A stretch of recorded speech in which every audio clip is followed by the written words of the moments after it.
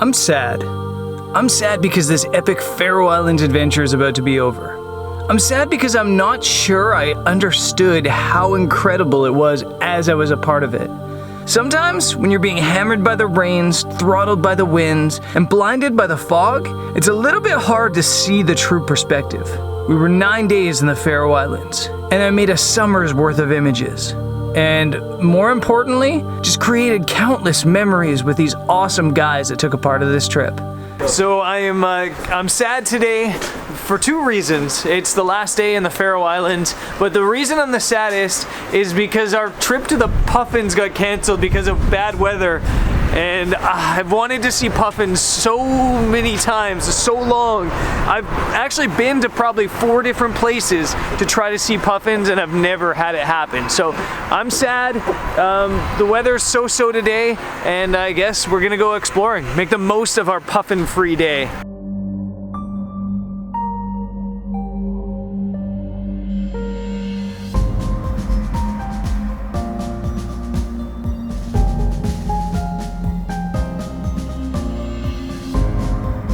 So we're trying to make the most of the fact that we're puffin free today and going out and revisiting some of the places we were trying to shoot but couldn't really shoot because of bad weather. And so we're on our way to Saxon right now, and the very first day I shot this image.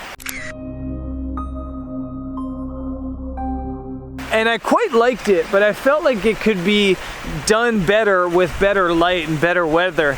But unfortunately, a lot of these locations in the Faroe Islands, they're very condition dependent, and you kind of have to hit them right after the rains, or else the water levels just drop drastically. So there's not that much water in the front of this frame anymore. But I still think I'm gonna bust out the tripod and get one image of it.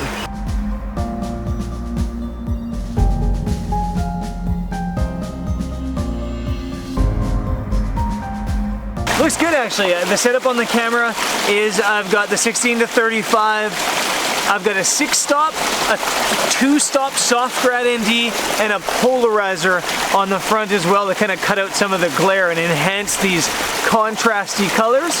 And I'm using just this little bit of creek as a leading line to kind of dive into the image and give an anchor and kind of just point towards this cabin.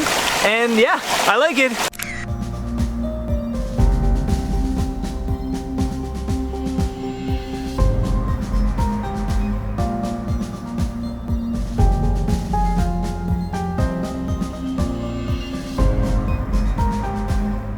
We just got kicked off the land. Apparently it's private, and the farmer just told us we weren't allowed to be on there. I'm assuming you're supposed to be on, you can be on the road. But it's funny because now in Texas, twice I got kicked off a property, and then here in the Faroe Islands in the middle of nowhere. But I still got the shot, so it's all good because I got the shot before we got kicked out. Yeah, and on to Saxon, another place that sometimes you deal with the issues of land rights apparently as a photographer.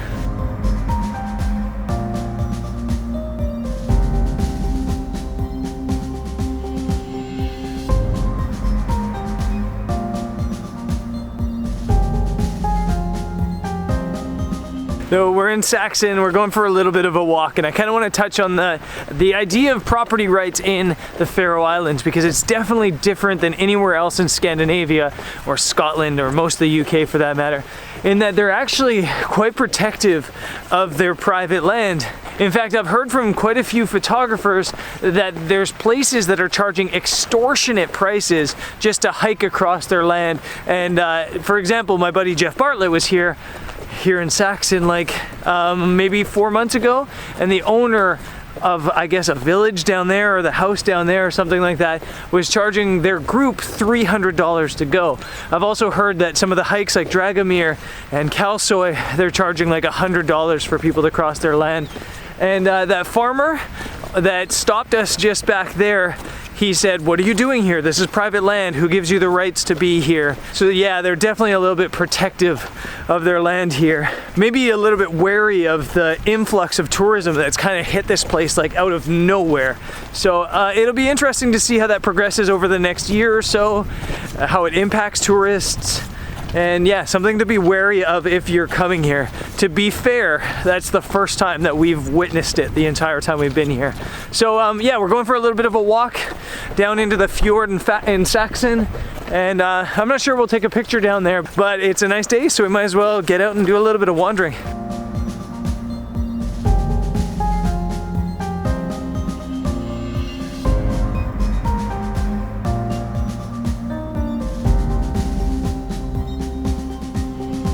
So for reference sake, if you're coming to the Faroe Islands, what I was talking about with somebody being maybe grumpy about photographing a house here, way over there on the other side of the fjord, there's a house that must be the most Instagrammed house in the Faroe Islands. And apparently the owner isn't so keen on people photographing the house anymore, and you need special permission now to do it. And I can kind of understand why. It's a really picturesque house. And if you live there, you can just imagine tourists being outside your house photographing it all day. But coming down to the actual fjord itself, there's no impediments at all, and it's really beautiful down here.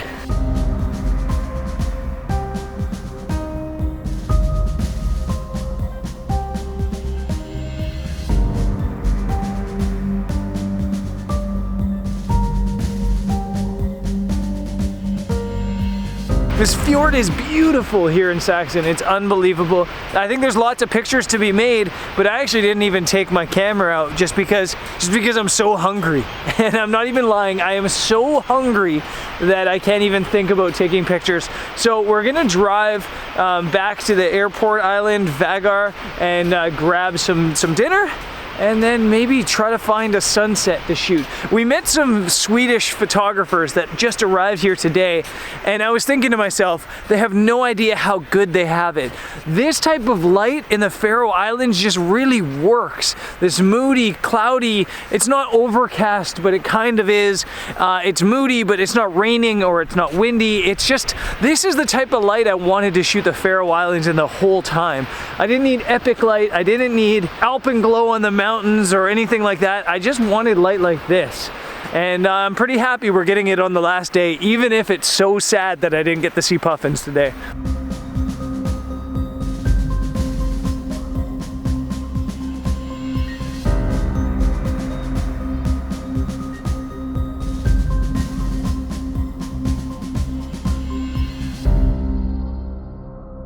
I might be a pound heavier after dinner, but I'm exponentially happier. And we're now at our final adventure of the trip. I think all the tourists are calling it, and maybe even the guides as well, calling it the witch's finger, but it looked like the sign was calling it troll's finger, at least from translation guessing. So it looks like it's right there, and we're just gonna go for a walk, see if we can get up close to it.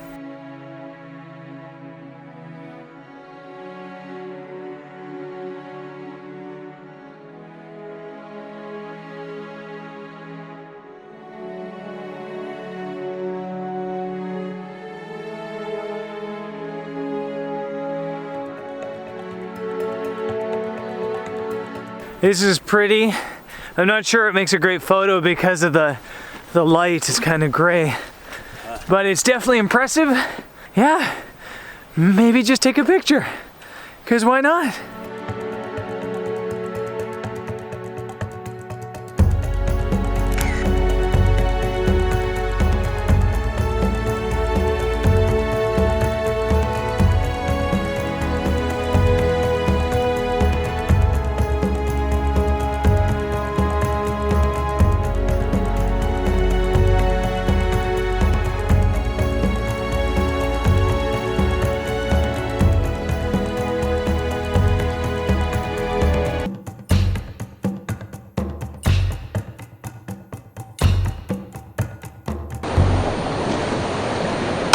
So that is it. That's it for the Faroe Islands. It's been, as I mentioned, it's been a fun trip. It's been incredible.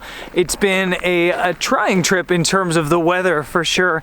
And we put on a ton of kilometers just racing around trying to find good weather. It's been 9 days in the Faroe Islands, but 7 days on the trip, and I think we've got in as many shoots as you normally would on like a 3-week trip, which has been crazy.